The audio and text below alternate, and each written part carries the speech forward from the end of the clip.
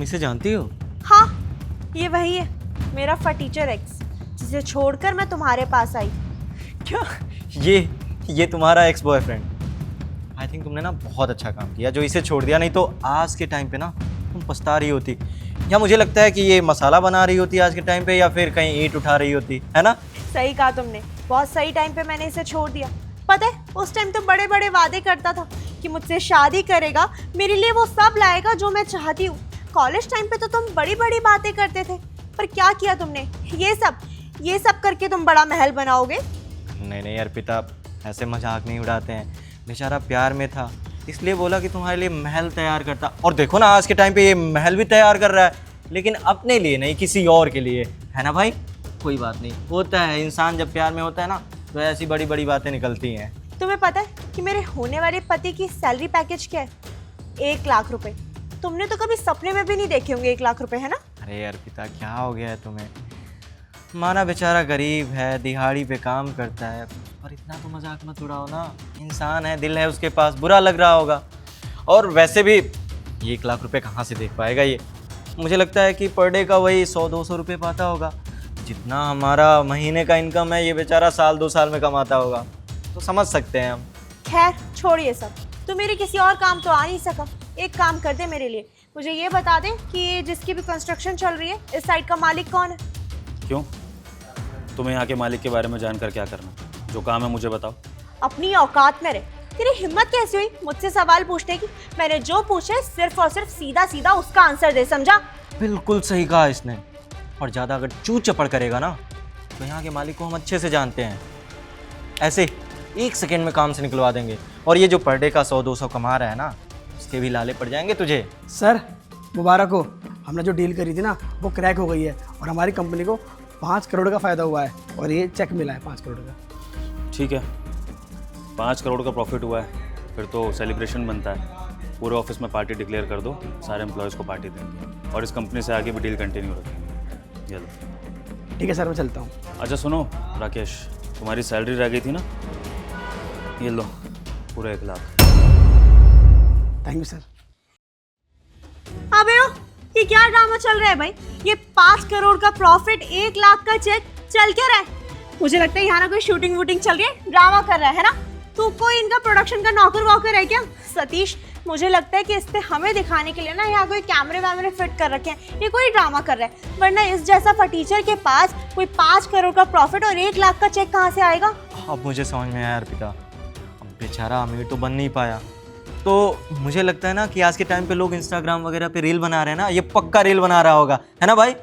कोई कैमरा नहीं लगा और कोई रील नहीं बनाई जा रही है। मैं सच में इस साइट का मालिक हूँ, मेरे ऑफिसेज भी हैं, मैं कंपनीज चलाता हूँ और ये जो बंदा आया था ये मेरा मैनेजर है। इसकी सैलरी 1 लाख रुपए है और अभी अभी मुझे एक डील से 5 करोड़ का प्रॉफिट हुआ है, जो कि तुमने सुना भी। तो मैं झूठ नहीं बोल रहा हूँ और मुझ पर डाउट करने से तुम्हें कुछ नहीं मिलेगा, जो है यही सच्चाई है। तुझे क्या लगता है तू ये हमें झूठी कहानियां सुनाएगा और हम तेरी कहानियों में फंस जाएंगे? हम अच्छे से जानते हैं कि तू गरीब था, गरीब है और गरीब रहेगा, समझा? और तुम्हें पता है सतीश, ये सब ड्रामा क्यों कर रहा है? तो इसे पता चल गया ना कि मेरा जो बॉयफ्रेंड है इतना अमीर है, तो कुछ तो करेगा ही बेचारा, जेलस जो हो रहा होगा, है ना? मालिक काम हो गया है, कुछ पैसे मिल जाते तो मेहरबानी हो जाती।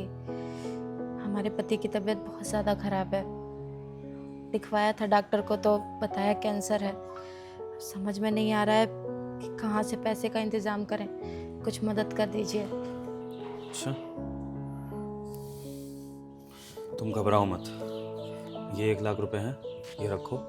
अपने पति को हॉस्पिटल में एडमिट कराओ, उसका इलाज अच्छे से कराओ और इसके बाद हॉस्पिटल में जो भी बिल बनेगा वो सारा खर्चा भी मैं बियर करूँगा। तुम जाओ और उसका इलाज कराओ अच्छे से, ठीक है? बहुत बहुत शुक्रिया मालिक, आपने बहुत बड़ा एहसान कर दिया हम पर।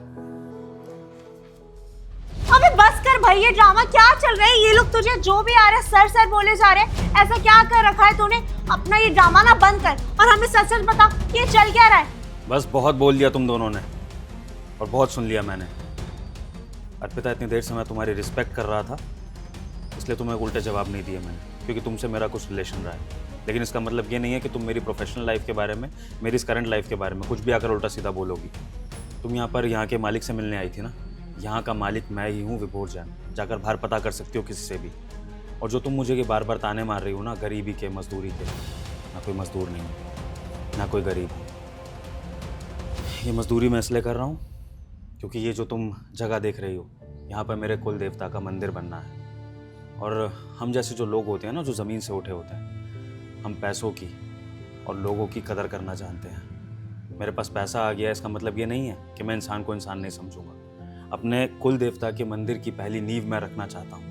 इसलिए जब मेरे मजदूर यहाँ पर नहीं होते, मैं खुद यहाँ पर आकर ये मसाले बनाता हूँ, ईंटें उठाता हूँ, और मुझे इसमें कोई शर्म नहीं है क्योंकि भगवान ने ना सबको एक जैसा बनाया है, ये मेरा मानना है, चाहे कोई पैसे वाला हो चाहे गरीब हो। लेकिन तुम जैसी लड़कियाँ और तुम्हारे बॉयफ्रेंड जैसे लड़के इस दुनिया में भेदभाव पैदा करते हैं, अमीरी गरीबी का, और इसी के चलते तुमने मुझे छोड़ भी दिया है ना। अर्पिता, मैं कभी से भी गरीब था नहीं। मैं बस एक मिडिल क्लास बाप का बेटा था जो ज़्यादा पैसा खर्चने में, शोशाबाजी में बिलीव नहीं रखता था। लेकिन तुमने मुझे जज किया, तुमने समझा कि मैं गरीब हूँ, तुम्हारे सपने नहीं पूरे कर पाऊंगा, इसलिए तुमने मुझे छोड़ दिया। और मैं तुम्हारे प्यार में लाचार, मजबूर, तुमसे एक शब्द नहीं बोल पाया। तुम जो महल की बात कर रही थी ना, वो सपनों का महल मैंने तुम्हारे लिए बनाया था। ये जो मंदिर तुम देख रही हो, इस मंदिर के ठीक पीछे हमारे सपनों का महल तैयार हो रहा है। हमारे नहीं, अब तो वो महल सिर्फ मेरे सपनों का है क्योंकि तुम तो जा चुकी हो मेरी ज़िंदगी से। पता है मैं उस महल का नाम क्या रखने वाला था? वीटा, विभोर और अर्पिता, हम दोनों के नाम का मिक्स था ये नाम, जिसके नाम पर मैं वो महल बनाता और जिसमें हम दोनों शादी करके रहते, अपनी ज़िंदगी बसाते। लेकिन तुमने उस बसे बसाए महल को छोड़ दिया। किसके लिए? मैनेजर बॉयफ्रेंड के लिए। 1 लाख रुपए महीना कमाता है ना ये।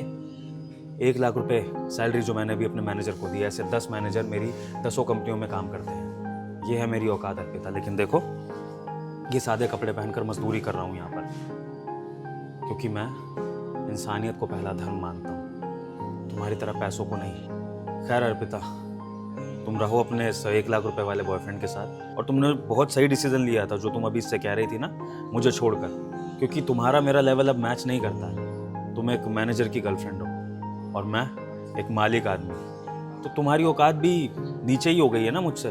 तो कभी दोबारा सपने देखना मत मेरे जैसे आदमी के साथ होने के। जाओ उसके साथ। विभोर, I am really sorry.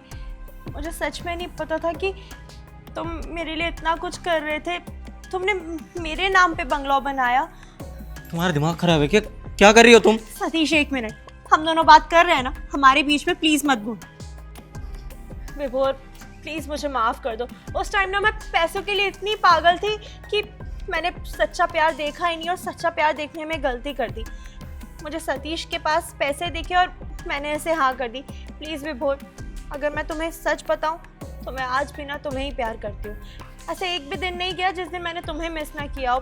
Please विभोर, मुझे माफ़ कर दो और प्लीज़ मेरे साथ रिलेशन में वापस आ जाओ। मैं तुम्हें ना कभी धोखा नहीं दूंगी, पूरी ज़िंदगी भर तुम्हारे साथ रहूँगी।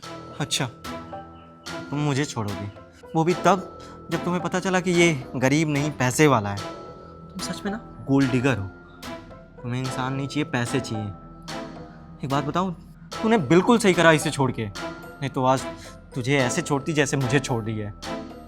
रहो, बिल्कुल रहो, लेकिन एक बात कान खोल के सुन लो, मेरे पास दोबारा लौट के मत आना। देखो विभोर, अब तुम्हारे लिए ना मैंने सतीश को भी ठुकरा दिया। प्लीज़ प्लीज़ अब तो मुझे मना मत करना, मैं कहीं की नहीं रहूँगी। और तुम तो मुझसे सच्चा प्यार करते हो ना, अब हम हमेशा साथ रहेंगे, है ना? अर्पिता, तुमने सोच भी कैसे लिया कि अब मैं तुम्हें दोबारा अपनाऊंगा, वो भी तुम्हारे ये रूप देखने के बाद? तुमने अभी मेरे सामने अपने बॉयफ्रेंड को छोड़ दिया। तुम्हें तो प्यार की कदर ही नहीं है, तुम पैसों के पीछे भागती हो, और ऐसी लड़की मुझे अपनी ज़िंदगी में नहीं चाहिए। अर्पिता, तुम्हें अगर मुझसे पैसों की मदद चाहिए तो मैं तुम्हारे लिए 10, 20, 30 लाख रुपए जितना मांगोगी उतने खर्च कर दूंगा, क्योंकि मेरे दिल में तुम्हारे लिए थोड़ी सी जगह बची है। लेकिन अगर तुम कहती हो कि साथ रहना है तो वो कभी पॉसिबल नहीं हो पाएगा। मैं अपने उस महल में अकेला ज़िंदगी काट लूँगा, लेकिन तुम्हारी जैसी लड़की के साथ नहीं रहूँगा, क्योंकि मुझे गोल्ड डिगर नहीं चाहिए, एक सती सावित्री चाहिए जो अपने पति को पति माने, पैसों की मशीन नहीं। जा सकती हो यहाँ से। विभोर, please don't do this. Please, मैं तुमसे माफ़ी मांग रही हूँ। मैं तुम्हारे पैरों पे पड़ जाऊंगी। प्लीज़ प्लीज़ मुझे माफ़ कर दो और हमेशा मेरे साथ रह लो। प्लीज़, मुझे तुम्हारी बहुत ज़रूरत है। प्लीज़। अर्पिता, एक पढ़ी लिखी लड़की एक मजदूर के पैर पड़ेगी, ये अच्छा नहीं लगेगा। अभी मजदूर आते ही होंगे, तुम्हें इस हाल में देखेंगे तो हंसेंगे।